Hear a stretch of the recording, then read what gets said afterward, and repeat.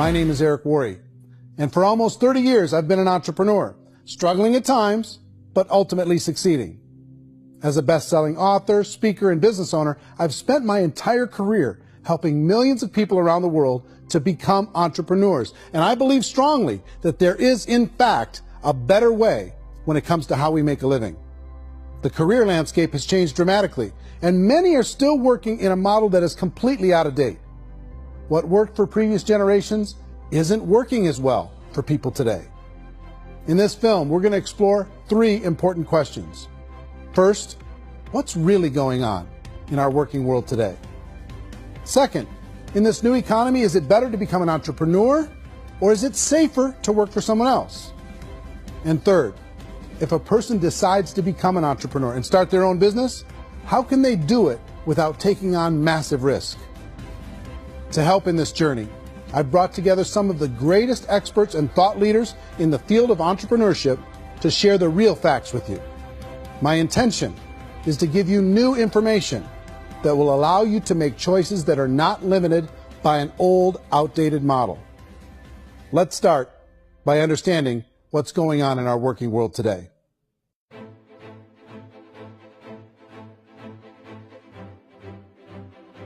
Let's look at unemployment. 30–40% of the people are honestly not working, but would be working. What our government does is if you haven't found a job in 6 months, we don't call you unemployed. We pretend you dropped out of the labor force. I've often said that unemployment, particularly structural unemployment, that's unemployment due to technological changes, is the first sign of economic growth. Think of it, 10 people live on an island. They go out every day and fish. One day, new technology shows up. A missionary brings them a net. Now, using the net, one pilots the boat, one throws the net. 2 fishermen can do all the work 10 used to. That's a 500% increase in productivity, 2 doing the work of 10, in one day. You don't have to learn a lot to learn how to throw a net instead of throw a fishing line. The island's got a big problem, 80% unemployment. But the island still has all the wealth of the fish because the 2 people produce as much fish as 10 did. Now, of course, looking back in history, these changes used to take thousands of years. And during that time, we went into farming and transportation. Some of us became doctors and some teachers and lawyers, and we developed all these new professions and new manufacturing jobs. Today, these changes are occurring literally in one day when a new technological advance occurs, and we don't have the social structures to deal with it or to retrain the unemployed people. So one of the things that I think is interesting as I travel across the country and really travel around the world is the way that we work and the way we get paid for work is changing pretty dramatically. On a global basis, everything is being turned upside down because of the rapidly advancing technologies. They are eliminating many jobs, and we have been left with many people not prepared for the jobs that exist. A lot of demand in public companies was to squeeze out all the fat and to get just as much margin as we possibly could, and fat equals humans. So this idea of job security in information age is so obsolete, but it's still taught inside our school system, and that's where the problem starts. There's no financial education in the school system, and people are still trained to be employees to work for that paycheck. This is a chart on the middle class. What's happening in the middle class, those who went to school, their incomes have been coming down for years. I feel sorry for the person who dreads going to work, who is sick to their stomach on Monday morning, who hates their alarm clock, who gets a little glimmer of hope on a Wednesday because it's hump day and says, thank God it's Friday. And they live for those 2 days a week where they get to be themselves and they don't have to be around people they don't like, and they don't have to play the political game in the office, and they don't have to live this half life. The person that works 50 weeks a year just to be able to have the 2 weeks for vacation. And you know what happens to most of them nowadays? They don't have a vacation. They have a staycation. They have time off of work, but they don't get to go where they want to go. I feel sorry for that group of people because there's a better way. They just don't know it. The basis for their life is worry. I'm worried you know, maybe I'll get fired. I'm worried maybe my company will go out of business. I'm worried I can't keep spinning the plates on paying the bills. I'm worried about how do I send my kids to college. I'm worried, what if the transmission of my car breaks? That's, you know, 2 or 3, I can't fix it. People live in a sea of worry, and it eats at them. It's time to look in the mirror and say, it's not the economy, it's my economy. It's my little world of where I am. I need to improve. I'm not going to wait for the economy to come back, because frankly, the economy is doing great in this country.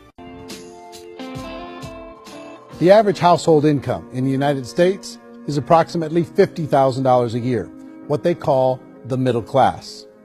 To reach the top 25% of income earners, you'd need to earn at least $90,000 a year. To reach the top 10% would be a household income of $140,000, the top 5%, $190,000, and to be in the top 1%, you'd need a combined household income of at least $380,000 a year. So here's the question. What do you think would give you the best chance to move up and get to the top 10%, the top 5%, the top 1% or beyond? In my opinion, and in the opinion of many, many experts, the answer is to become an entrepreneur, to become your own boss. The spirit of the entrepreneur is to be a risk taker and to be resourceful and unstoppable, and to have a vision of yourself beyond where you are and not willing to settle for life as it is. Think about the great entrepreneurs. They're visionary. They have heart. They're willing to do today what others won't so they can do tomorrow what others can't. Personally, I don't think of the new economy, the old economy. I create my own economy. The entrepreneur's in control.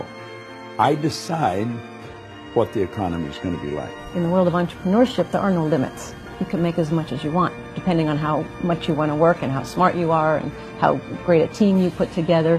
There's no more lifetime rewarding business than being an entrepreneur. Why in America, where anyone could be anything, would people want to give up their freedom and become effectively a modern-day slave, told shut up and be here every morning at 7:30, leave at 5:30, and do what I tell you? And most people say, I'd love to be my own boss. 70% of Americans would love to be their own boss, according to recent polls. But they don't know how to get there. Because what are you going to do? One, you could buy an existing business. If somebody's selling an existing business, you have to ask why. Usually because it's probably hard. It's probably not making as much money as they hope. Two, they could buy a franchise. A little less risk, proven system, but it's expensive to be able to do that. Three, they could start something from scratch.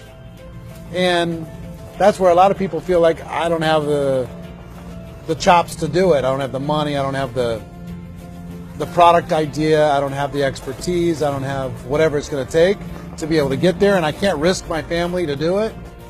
So, fourth, they could become an investor. A lot of people in this town invest to try and figure out a way, but you got to be pretty smart with that game too, right? People that start their own business, they spend a lot of money, they spend a lot of time, a lot of effort to get things started. And the more you invest on the upfront, the harder you typically work at it.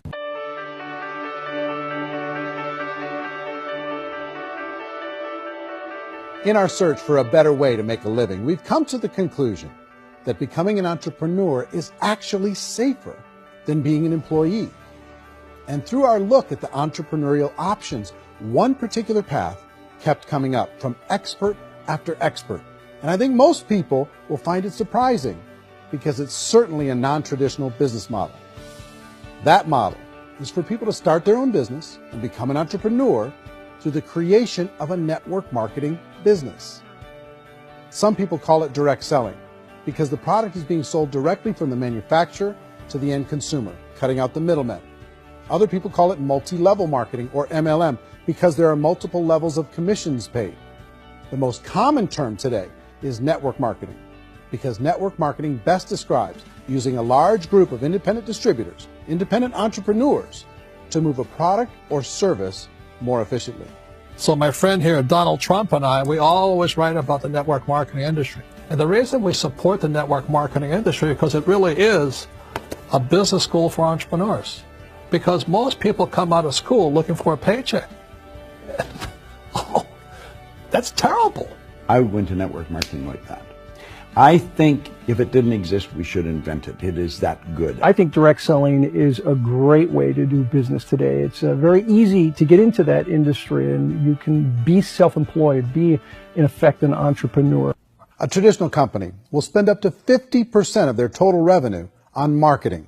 Network marketing companies use a different approach.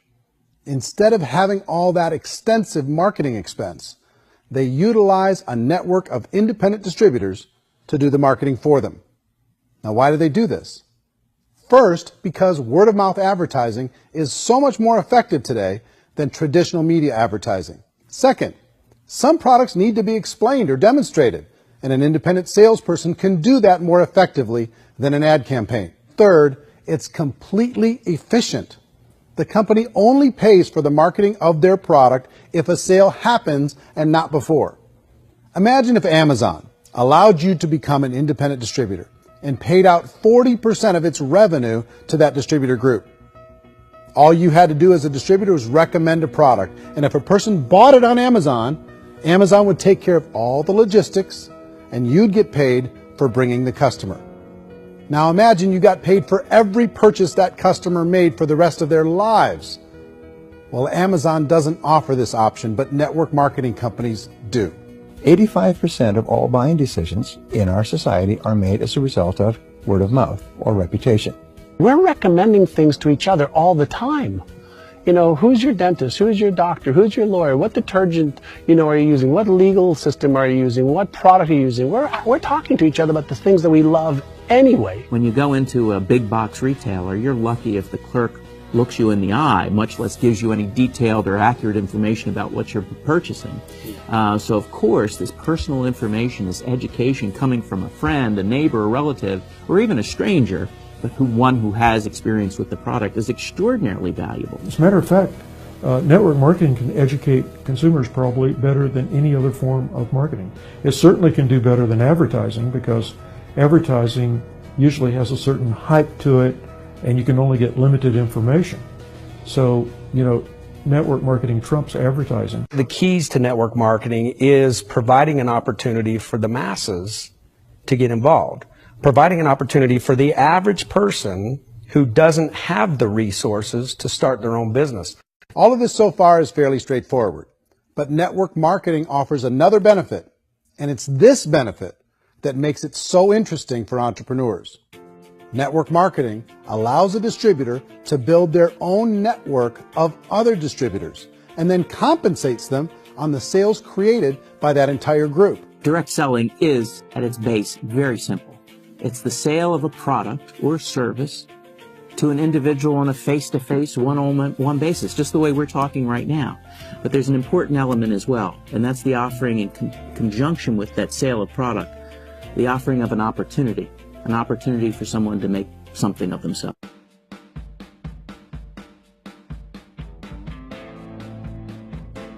According to the Direct Selling Association, if you add up all the network marketing companies around the world, they combine to do over $178 billion a year in retail sales. To give you an idea of how big that really is, the NFL, the National Football League, does approximately $9 billion a year. The music industry does a little more than $16 billion a year, and the movie industry does about $80 billion a year. Using a conservative average, network marketing companies pay their distributors about 40% of that $178 billion in the form of commissions, which adds up to more than $71 billion a year. That's almost $6 billion a month. It's almost $200 million in commissions every single day. So it's certainly working, and people are making serious money in network marketing. With the growth of the direct selling industry over the last 10, 15, 20 years, we've seen a broader understanding of the channel. We have seen more and more people getting involved in the business, so our penetration in the marketplace has increased, and thus the understanding in the marketplace of who we are has increased. And we've seen non-direct selling companies look at the direct selling model and say, something's going on there. People are making money, companies are being profitable, individuals are being motivated, product is being delivered to market. Maybe we should explore this. Some people think only the people at the top make money. Well, let's take a look at that as well. In the network marketing profession, there are roughly 500 people in the world who earn over $1 million a year. If you round that number up to $2 million a year, that adds up to about $1 billion a year. That takes the $71 billion paid out each year down to $70 billion. So where does the rest of the money go? The vast majority goes to part-time people making anywhere from a few $100s a month to many thousands of dollars a month. It goes to people who choose to make it a full-time career move and earning even more than that. Every day, people are using the money they earn through network marketing to pay off debt, have more fun, and improve the quality of their lives. Everyone I know in network marketing has been doing that since the 50s. They go to work when they want to go to work. They stop working when they want to take time with their children to have a leisurely breakfast and discuss issues and drive them to school. They go back to work when they get home, wherever they're working out of. The biggest thing that I've seen is people that have become much happier in their life. MLM has probably made more millionaires of more people in more countries, and I've spoken to them in 67 countries, than any other single form of business, starting from nothing. If they have a choice between working a job for the next 10 years or working a network marketing business for the next 10 years, the result of working the network marketing business will be better. How many people are involved? Approximately 16 million Americans and 96 million people around the world are currently participating in network marketing. And in a recent poll, 82% of those people report a good, very good, or excellent experience with network marketing. So people are happy.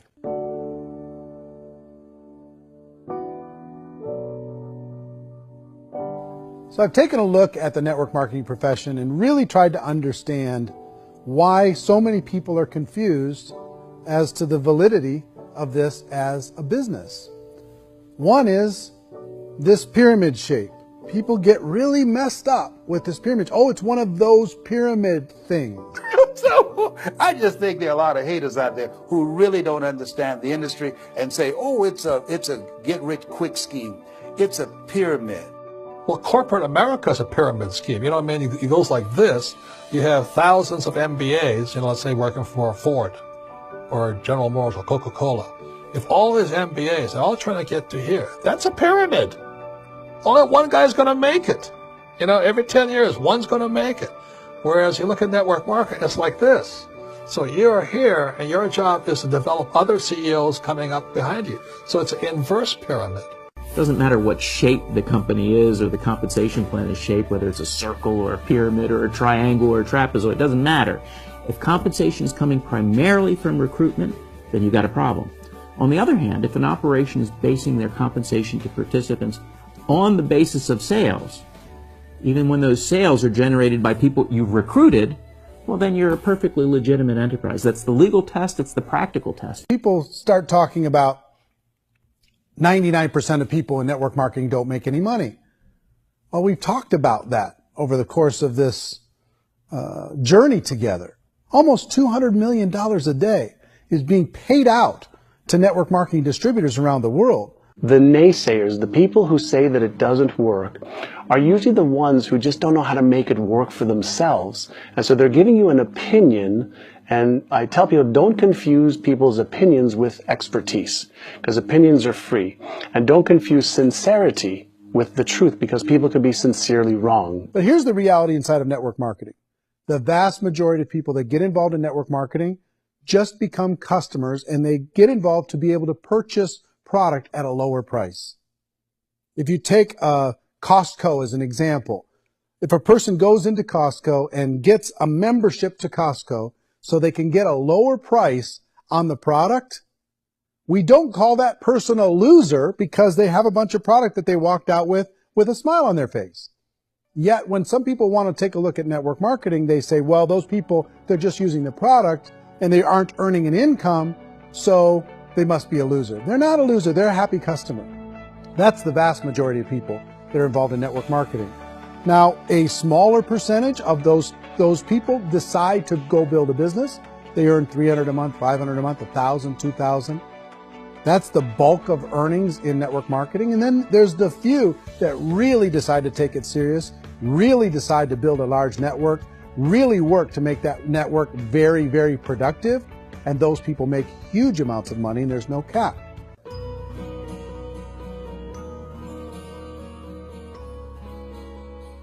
It's light years better for people starting today than it was even 5 years ago. I think it's more widely accepted now, and people understand it is a business. It is being an entrepreneur. It is being a business owner. Our belief system is based upon our evaluation of something, and frequently if we reevaluate a situation, our belief about that situation will change. The industry has changed and it's grown up. It's totally transformed. You've got young people today that have grown up with social media, and they understand networks. They understand how people are connected through technology, and they understand how money flows through those networks. So when they see network marketing, they don't see it the way their parents saw it. It's like when they design a computer program, they design the program, then they run it, and then they go back through and they debug it. The MLM industry has been debugged. This is the day of being virtual, being able to run a business from your mobile phone. I mean, it's incredible. Companies are getting smarter. They're implementing more consumer protections. They're implementing more compliance training. They're doing more with respect to product research. If you do get involved and you make purchases of inventory, even on a voluntary basis, if you decide that this business is not for you, you can leave and have that inventory repurchased by the company. There's no other business that offers that kind of protection on a voluntary, self-regulatory basis.